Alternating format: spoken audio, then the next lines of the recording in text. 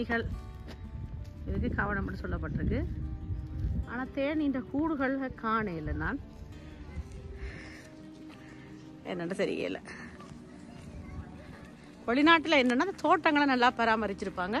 இங்கே அந்த பறவைகள் தொல்லைகள் கொஞ்சம் குறைவாக இருக்கிறதால எங்களோட ஊர்ல காகங்கள் அதில் எச்சம் போடுங்க இந்த மரங்களில். இங்கே என்ன தெரியா பறவைகள் நம்மளா தோட்டங்களில் பறவைகள் சத்தம் கேட்குது தான். ஆனால் தொல்லைகள் கொஞ்சம் குறைவு தான். அது தொல்லைன்னு சொல்லக்கூடாது. அது இயற்கை அதுகளுக்கான இடத்தை படைச்சி வச்சிருக்குது.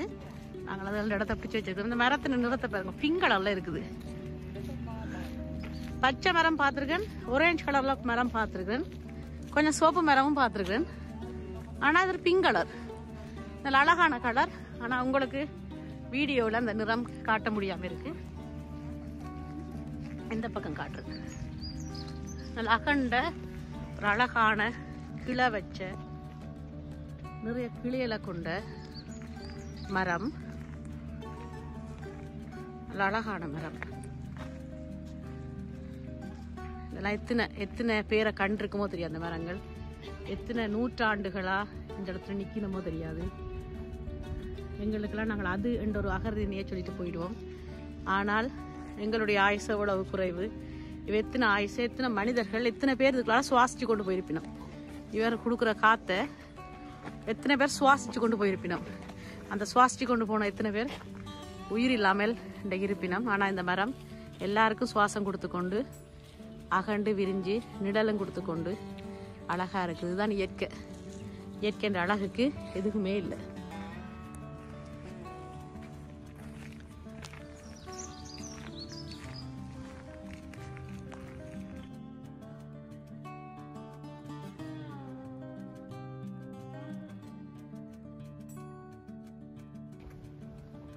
அப்பா எந்த பெரிய மரம்.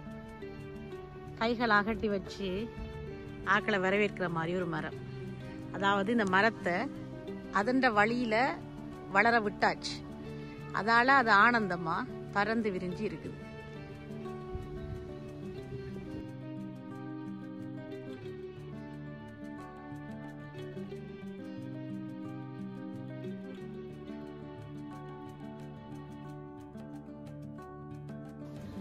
இதுல எங்களோட ஊர்ல ஆலமரம் எல்லாம் பெரிய கதைச்சிருக்கல மூஞ்சல் ஆடுறதுன்னு சொல்லி இந்த மரத்துல இப்போ ஏறக்கூடாதுன்னு சொல்லி போட்டிருக்கேன். எல்லாரும் ஏறினா முடிஞ்சு போயிடும், பக்குவம் இல்லாமல் செதுறிக்கணும்ன்றதுக்காக.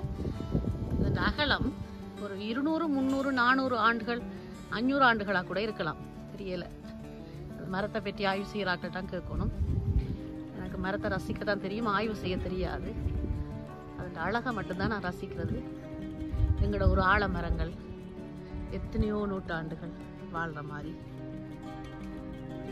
அந்த கிளையை விட்டு கீழே வந்து கீழே தூங்கி அதில் திருப்பி கிளை வச்சு இதில் ஒரு ஊஞ்சல் மாதிரி மிக அழகு. இந்த அழகெல்லாம் எதிர்கால சந்ததிக்கு இது கிடைக்குமான்னு தெரியலை. நாங்கள் நிறைய குறைச்சிட்டோம் எங்களோட இயற்கையை ரசிக்கிறது. மறுபடியும் இந்த உலகம் இந்த இயற்கையை மீட்டெடுத்ததுண்டா இந்த உலகத்தில் உண்மையில் அதை விட ஆனந்தமான வாழ்க்கை வேறு ஒன்றும் இல்லை. இதில் ஒரு கூடு ஒன்று கட்டி இருக்குது. குருவிகளுக்கா பறவைகளுக்கா அல்லது அழகுக்கான்னு எனக்கு தெரியல. சாப்பாடு வைக்கிறதுக்கா பறவைகளுக்குண்டு.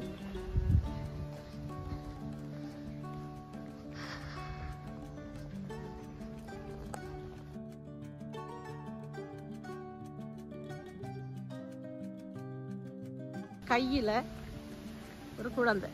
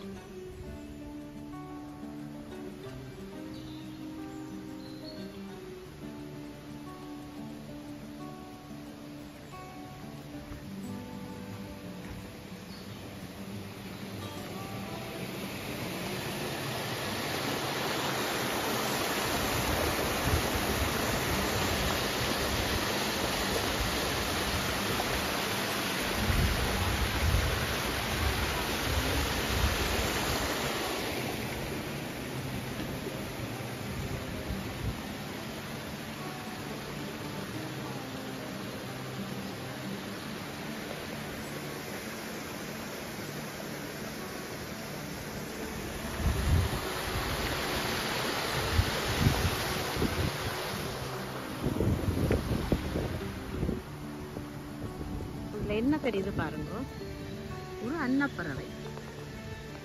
அன்னப்பறவை என்றால் நாங்கள் வெள்ளையா இருக்கோம்னு நினைக்கிறது, ஆனால் இது வேறு நிறத்தில் அன்னம் இருக்கு.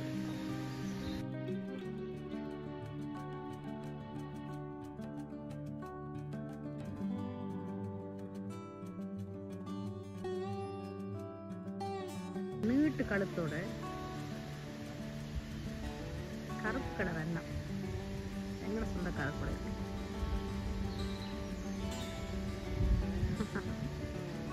இது ஒரு நீர் தடாகம்.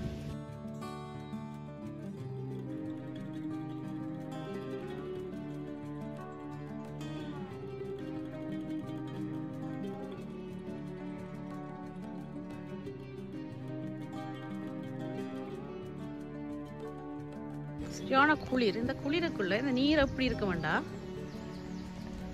ஐஸ் தண்ணி மாதிரி இருக்கு. குளிர் நேரத்தில் நீர் ஐஸ் தண்ணியாக இருந்தால் அதில் என்னென்று தான் இந்த பறவைகள் எல்லாம் நீச்சல் அடிக்குதுன்னு தெரியல. நாங்கள் ஜாக்கெட் போட்டு கொண்டு வந்து எங்களுக்கு பயங்கரமாக குளிருது.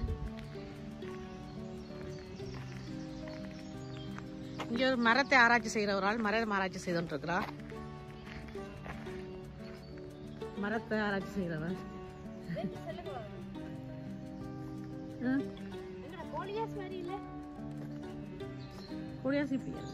அந்த என்ன பேர் கோலியாஸ் என்ன சொல்றாங்க, என்னன்னு சொல்றாங்க இவ இத கோலியாஸ்னு சொல்றா. இது கீழே அந்த ரோட்டு வழியே இருந்து சண்டை பிடிக்க விடுவோம் தெரியாது. அது எப்போ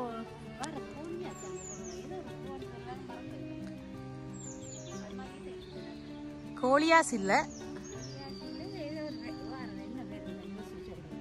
இந்த மரம் பிடிக்க செய்யிருக்காங்க பாருங்க. இல்ல கையை விரிச்சு ரெண்டு பக்கம் விரிக்கப்பட்ட மாதிரி பாருங்க, விளக்கு மாதிரி. இங்க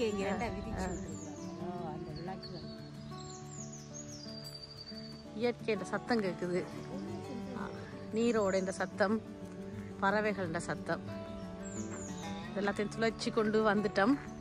அங்கே இந்த சத்தங்கள் கேக்குது. உங்களுக்கு கேக்குதா பாருங்க இந்த பறவைகளோட சத்தம்.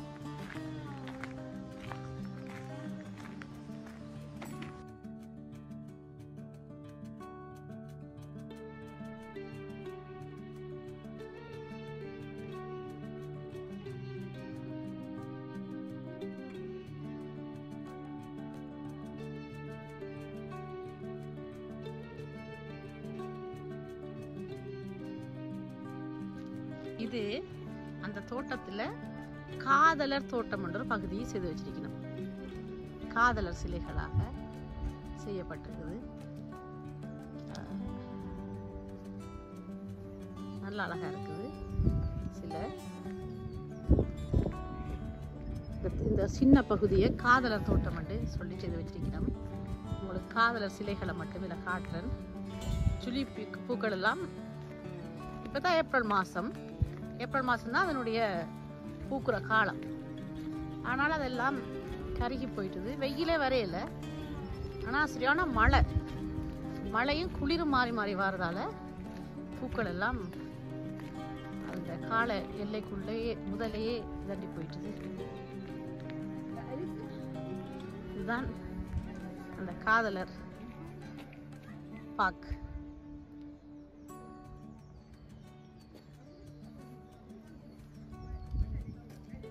It is one of the largest installations of figurative sculpture in Europe of these past 60 years.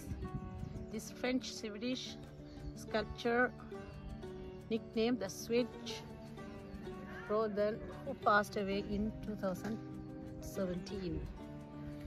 C'est l'une des plus importantes installations de sculpture figurative en Europe ces 60 dernières années.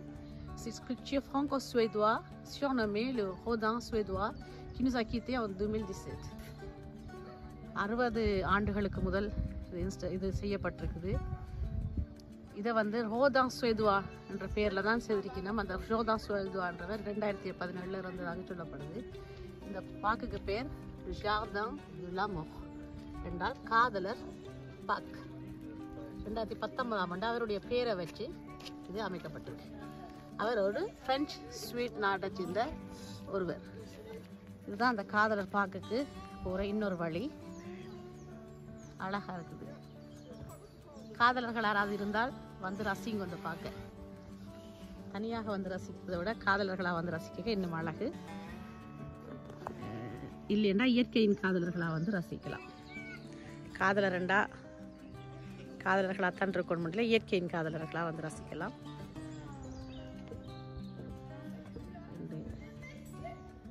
தாரா நிற்குது.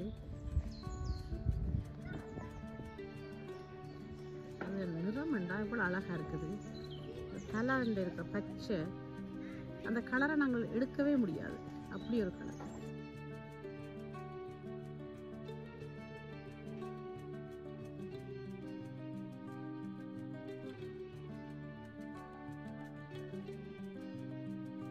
ஒரு இதயம் உண்டு மேலே தனியாக தொங்கிக் கொண்டு இருக்குது.